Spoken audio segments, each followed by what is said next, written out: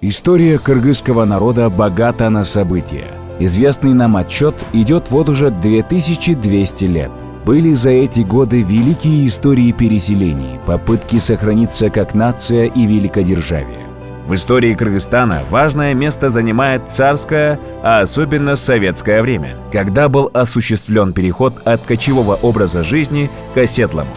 Приход технологии, невероятный скачок сознания и в последующем создание современного Кыргызстана. К этому времени можно относиться по-разному, но бесспорно одно – это важная эпоха становления кыргызского народа. Советский Союз распался 8 декабря 1991 года в Беловежской пуще, в Беларуси, при инициативе лидеров России Ельцина, Украины Кравчука и Беларуси Шушкевича. Вообще весь 1991 год – это год окончательного конца СССР, ведь уже тогда велось много разговоров о новом видоизмененном союзе. 18 августа коммунисты организовывают Госкомитет по чрезвычайному положению с целью спасти государство. Однако их ждал провал. И этот провал и привел к окончательному концу СССР. А в Кыргызстане тем временем 31 августа 1991 года Верховный Совет Киргизской ССР объявил о независимости Республики Кыргызстан. Именно эта дата отсчитывает независимость нашей страны.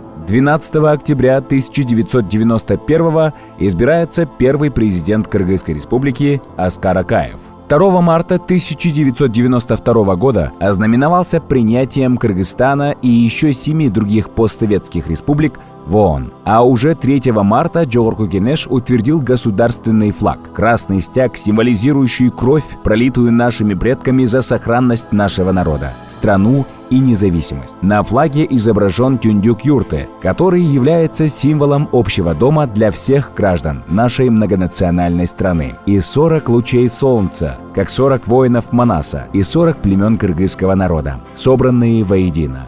Празднуя первый год независимости, 31 августа был созван первый Курултай всех кыргызов мира.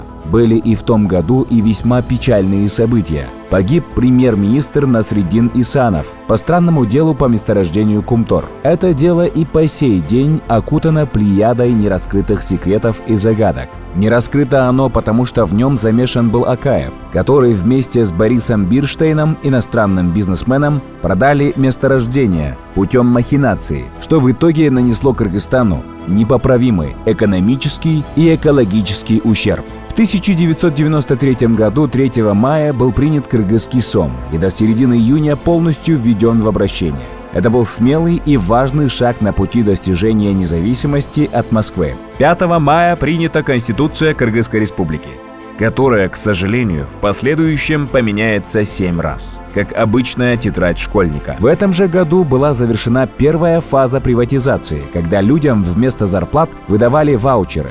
Ваучеры в свое время нужно было вложить в предприятие и получить свою долю в нем. Таким образом, государство отдавало свою собственность народу. Но людям не объяснили, что с ними делать, и они перепродавали их за продукты и прочее. А те, кто знал, выкупали их и получили большие доли в предприятиях. Так в нашей стране появились первые богачи. Однако они не имели достаточных финансовых ресурсов и не могли инвестировать в предприятия, которые потом простаивали. В итоге они просто продали все оборудование в другие страны и на металлолом.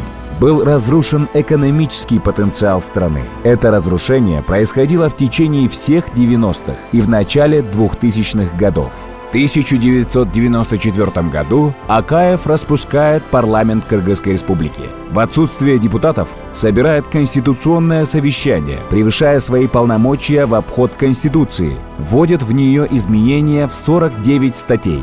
Одна из статей теперь уже давала возможность продавать земли и была написана под продажу Кумтора. До 1995 года было разрушено советское экономическое наследие, но не построено ничего взамен. Не имея большого объема минеральных ресурсов, Кыргызстан объявил курс на демократизацию, чем смог привлечь внимание международных организаций. Эти организации выдавали гранты и кредиты, тем самым давая возможность выжить экономике Кыргызстана. В этом же году Акаев переизбрался на второй срок президентства.